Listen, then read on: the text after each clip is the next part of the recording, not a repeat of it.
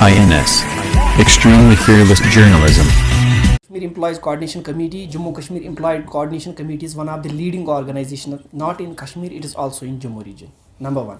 Number two, all units affiliated with these organizations are working actively on ground.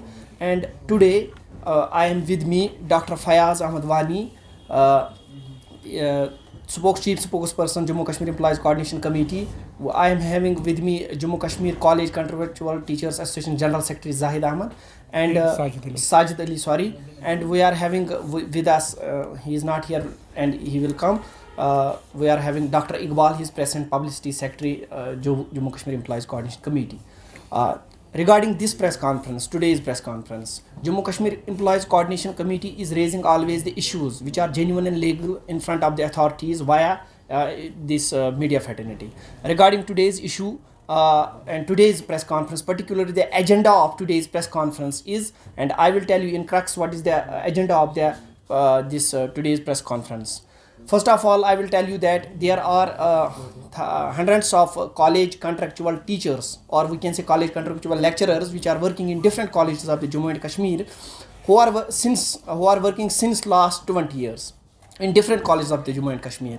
जिस तरह से दूसरी रियासतों में एक पॉलिसी है, रेगुलराइजेशन पॉलिसी, हिमाचल प्रदेश या दीगर रियासतों में उन्होंने बहुत सारी जगह पे कंट्री में जो पॉलिसी चल रही है उनको एब्जॉर्ब किया गया है, लेकिन यहाँ पे ऐसी पॉलिसी नहीं हुई है अभी तक।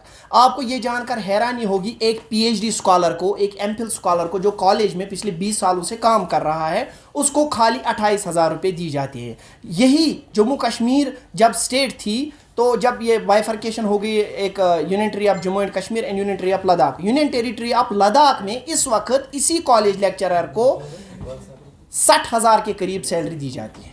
60,000 के करीब यूनियन टेरिटरी ऑफ लद्दाख में एक कॉलेज लेक्चरर को सैलरी दी जाती है। लेकिन in Jammu Kashmir union territory there is another provision, यहाँ पे 28,000 दी जाती है। इसलिए ये सरासर नाइंसाफी है। हमारी सरकार से पहली अपील यही है, इनके लिए भी अगर यूनियन टेरिटरीज दोनों सेम हैं तो ये नाइंसाफी क्यों? वहाँ पे 60,000 के करीब दी जाती है और यहाँ पे 28,000 के करीब दी जाती है। ये सरासर नाइंसाफी है। और पिछले 20 साल 15 सालों से ये डिफरेंट कॉलेजेस में काम करते आ रहे हैं और ये इनका जेन्युइन इशू है। दूसरी बात, इनके लिए एक रेगुलराइजेशन पॉलिसी फ्रेम होनी चाहिए, जैसा कि other states, other union territories में हुआ है, और टाइम टू टाइम इनको एब्जॉर्ब किया जाना चाहिए, क्योंकि इन्होंने अपनी उम्र के अपनी जो उम्र है इनकी, उसका हाफ ऑफ द पीरियड इन्होंने डिपार्टमेंट में सर्व किया है।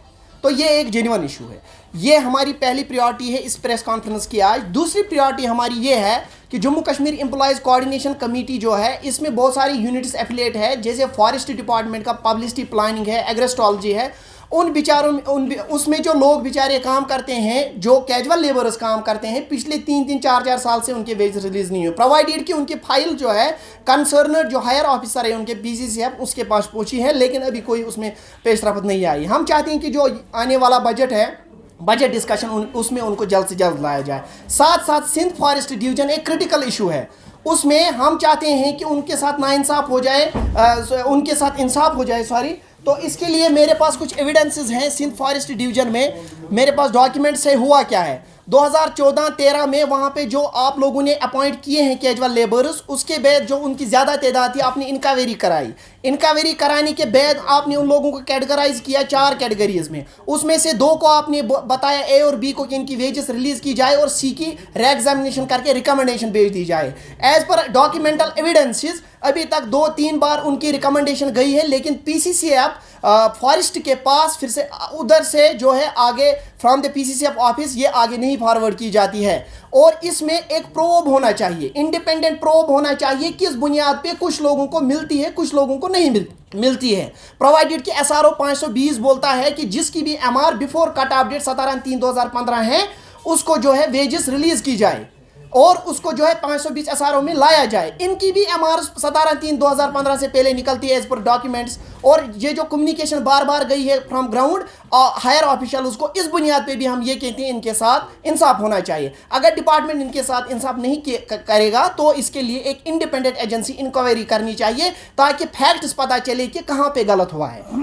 और Jammu Kashmir employees coordination committee, इसके साथ साथ हमारे कुछ यूनिट्स हैं, जैसे हमारा नरेगा स्टाफ है वो पिछले दिनों स्ट्राइक पर भी थे, लेकिन उनके रिन्यूमरेशन में जो इंक्रीज कहा गया था, जिस लिहाज जो वो डिमांड कर रहे थे, वो नहीं हुआ और उनके लिए भी पॉलिसी नहीं बनाई गई। साथ साथ एनवाईसी डिफरेंट डिपार्टमेंट्स में काम करते हैं, मुख्तलिफ महकमों में काम करते हैं, national youth corpus different departments में, और इस कोविड-19 में उन्होंने काम किया है। 8,000 के करीब उनकी तादाद है और 2008 में उनको एक जॉब पॉलिसी के तहत यहाँ पे अपॉइंट किया गया था। इसलिए सरकार को चाहिए कि उनके लिए एक रेगुलर, आपको ये जानकर हैरानी होगी, 2500 रुपये में वो काम करते हैं, ओनली 2500 रुपीज़, 2500 रुपये में वो मंथली काम करते हैं। आज के हालात में वो 2500 रुपये पे गुजारा कैसे करेंगे? उनके लिए जो है एनहांसमेंट होनी चाहिए सैलरीज में। साथ साथ उन्हीं की जैसी एक कैटेगरी है रहबरी खेल, वो 3000 पे काम करते हैं। आज के दौर पे 3000 2500 रुपये में काम कर रहा, मुझे लग रहा है ये सरासर नाइंसाफ़ी है। सरकार को चाहिए, जिस तरह से पिछले दिनों worthy principal secretary skill development and school education Asgar Hasan Samoon ने डबल की थी, जो हायर वो फैकल्टी करते हैं उनकी डबल की थी सैलरी, इनकी भी कम से कम 10 से 15,000 तक की जाए, ताकि जो है इनको इंसाफ मिले। लाख में एक कानून है, वहां पे 60,000 के करीब सैलरी दी जाती है कॉलेज लेक्चरर को, और यहाँ पे 28,000 दी जाती है। आप खुद अंदाजा लगा सकते हो, दूरी उतनी ज्यादा नहीं है, 500-600 किलोमीटर की दूरी है between the two union territories, लेकिन इसके बुनियाद पे जो है इनके साथ नाइंसाफी है। इसके अलावा जो हमने एक डिटेल्ड प्रेस नोट दिया है, आपको अभी मिलेगा, इसमें हमने डिटेल्ड बहुत सारे इश्यूज़ हैं जिसको हमने आज स्ट्राइक पे लिया है यहाँ पे।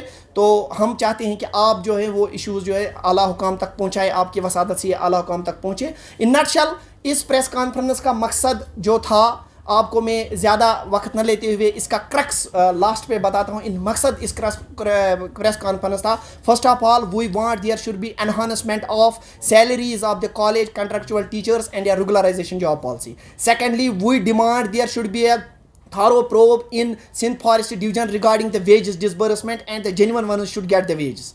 Number third, NYC's Rahbari Khel and other contractual staff like MG Narega, which are working in different departments, they should be given a right for they should be introduced in regularization policy, and they should get the minimum wages or minimum salaries at early as possible. Thank you.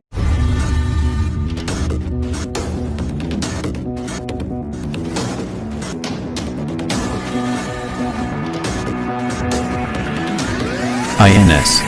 Extremely fearless journalism.